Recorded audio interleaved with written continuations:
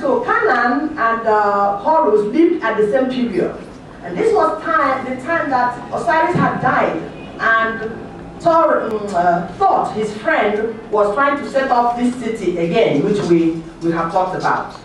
Now, where does Nsukka come in? Why does Nsukka have pyramids? Why does Nsukka have Bloom Bank that shows there was industrial production of metal? Why does Nsukka have the name Ka? Why are they called Nkano? Why are they called Wawa? We put all this together. Too many coincidences for comfort. And we left it in this book. We discussed that in this book. The first book we wrote in 2005, but it was in 2010 in this book that we answered the question that it was indeed, by the time we discovered Ibuku and saw that Ibuku was the ancient Heliopolis, I will now realize that it was Horus who had set up the metal foundry that yours sincerely, Professor Kafo, has been studying. Thank you very much. Yes, words may appear similar. The root words may be the same, but they mean different things. Because the consonants, the vowels are totally different. I mean, are about the same. They're universal, so to say, with little variations. But they may mean different things, even if they sound the same, where they take place. So, if we now just use that example, since she's very familiar with Akkadian, which is science, how do we reconcile that Adam is not Adam, but Adamu, which is an Hausa name, and which means blood, or Adama? You know, it's a big problem. And we know that in linguistics, it's a very, very, very uphill task. You know, establishing for certain the migratory history of these words. Very, very difficult, because many have attempted that. For example, the issue of Adam and Adamu. The question is, which came first? Adam or Adamu? Which came first? We studied the Nag Hammadi scripture. The Nag Hammadi scripture is the African scripture. The scripture that Jesus, the disciples and apostles wrote in the first church in Egypt and Ethiopia. The scripture was Egyptian scripture, and it was buried in Egypt, only discovered in 1940.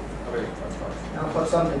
So in that scripture, you will see why was that scripture destroyed? Why was the church seeking to destroy that scripture? So that the people had to now bury it in order to prevent this final one from being destroyed. They buried it because it contained information that those who wanted to water down the information did not want the world to know. The Adama was the Son of God. Adama is the name of the Son of God who came down to become man. The first Christ. God coming to become man. God becoming man. God fragmenting himself to become people. That was the caveman. That was the first people. So it is only in Igbo land that you find the word Adama, meaning the same thing it means in the Nag Hammadi Egyptian scripture. It's only in Igbo land you have Adama. The Adamas are the first people, both in the teaching of Jesus Christ and in Igbo culture. These are things that show us we have information here. We dig deep and we interpret. So Adamu is from 500 AD, Egyptian Islam. So the name would have now gone through generations and be given to all kinds of interpretations. But the original meaning of Adama is the Son of God. God made man. God becoming man. Evolving from spirit to man. It was located in West Africa. It was located in Nigeria. And its capital was Ibuku. Its capital was Heliopolis. It was Yebu, which was then called Igbo. Ibuku used to be called Igbo. It was only in 1932 that the British changed it to Igbo, added Ugu to distinguish between the Igbo everybody and the Igbo of Anambra State. So Yebu was Igbo. Another name they used to call it was Abydos. If you read our book, you will read about that Atlas Mountain, because that Atlas Mountain is where Atlantis takes its name from. And the River Niger is a so-called river that flows around the world, because they say, where do I start? Let me stop that one. So even in Egypt, the thing about the work of Ellis, he did a very wonderful work, but what he did not know is where was the Egypt he was talking about? Where was it? The mistake he made was they thought the Egypt of Horus and Thoth and Osiris is the same Egypt he's looking at. It was not. It is not, because Egyptian history clearly says that Egypt of North Africa was founded 3,100 BC. But the same Egyptian records say that Horus and Thoth and Osiris lived between 10,000 BC and 9,000 BC. And Ra lived by, and his father, what's the name?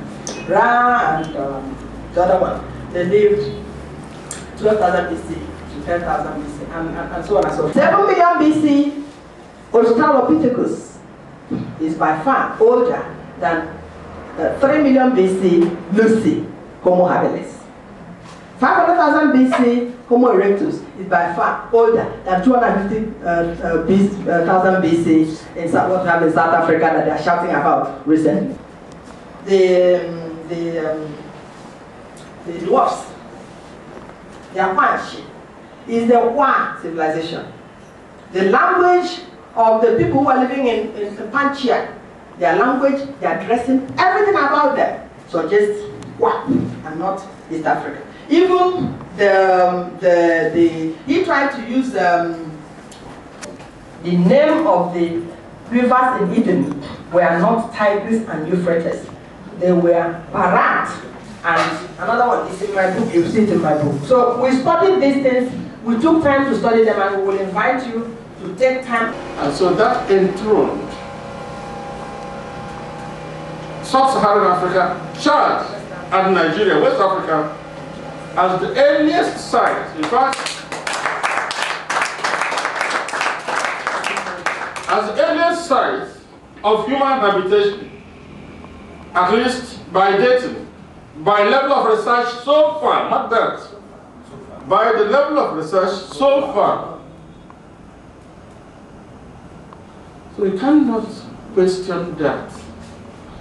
But what you can question is, what is the relationship with Homo erectus found in the Megachart region is not the oldest Homo that lived.